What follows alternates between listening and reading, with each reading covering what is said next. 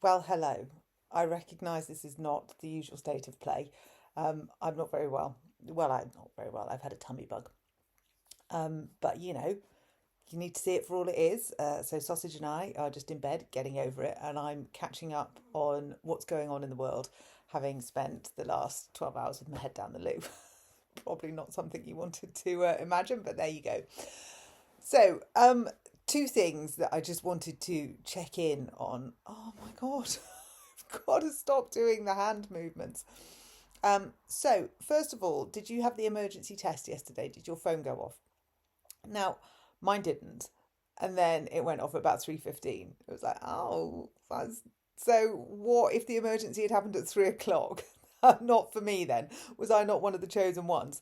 I was watching, which is where I wonder whether I picked this bug up. I was watching the show jumping at Burghley Horse Trials, and they delayed it so that at 3 o'clock the alarm could go off, the horses wouldn't be unsettled, and they could carry on afterwards uninterrupted. What actually happened was at 3 o'clock, silence. I mean, literally, in the grand, nothing. You could have heard a pin drop. And then a couple of people's phones went off. By 3:05, the horse comes in, starts its show jumping, and oh, there you go. And they started going off at random times for about 20 minutes. My other half had his go off 3 times. And it just, I mean, my daughter sent a text message back going, "You've just had the emergency alert." She goes, "No, you monkey, it didn't work." It's just, I mean, we had all the jokes in the stand. Is David Lammy the one pressing the button? Who knows? But it was just, it signifies that we can't get anything right in this country at the minute, can we? So that was the first thing. The second thing, the tube strikes. Now, this has really peed me off.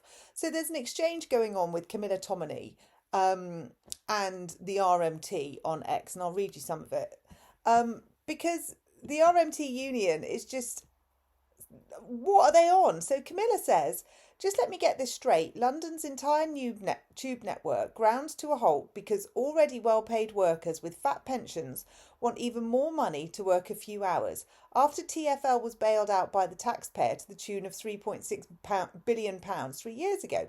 So the RMT union gave delighted to help you get this straight, Camilla. The tube is operating with 2,000 fewer staff than before the pandemic. So our members are working more extreme shifts. 4 a.m. starts, 1 a.m. finishes to keep London moving.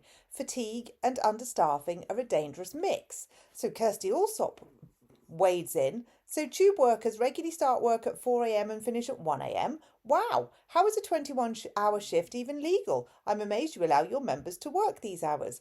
The RMT responds, they don't. Extreme shifts include shifts that start at 4 a.m. and other shifts that end at 1 a.m. The maximum shift length is 12 hours. So then we've got somebody else piling in with no one person is working from 4 a.m. to 1 a.m. Wouldn't these be normal hours to cover service?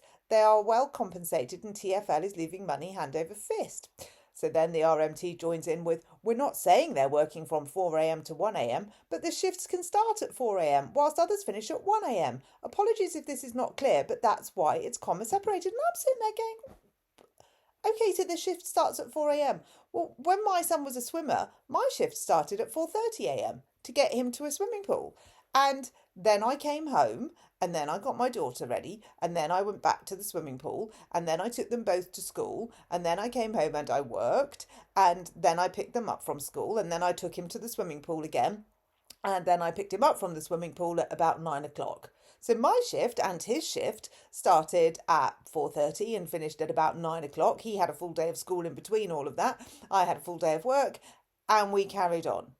You know, we have people working in this country all hours because we're a 24-hour country. That's what we are. Now, you might not like it. You might not agree with it. You might not think we should be a 24-hour country. Dog certainly doesn't. But that's what we are. So people in service stations, petrol attendants. If you've got a 24-hour service station, are they going to start work at 4 a.m.? Probably. You know, it's like radio DJs. I mean, I don't mean to be flippant, but there are many people that start work at 4 a.m. because we work around the clock. Now, this is a wider issue of should we be working around the clock, but why do we think the tube drivers are needed at 4 a.m.? Is it to get people home from work and to work who are also working shift patterns? but Transport for London can do that on 75 grand a year. I'd love it. I mean, sign me up. I'm more than happy.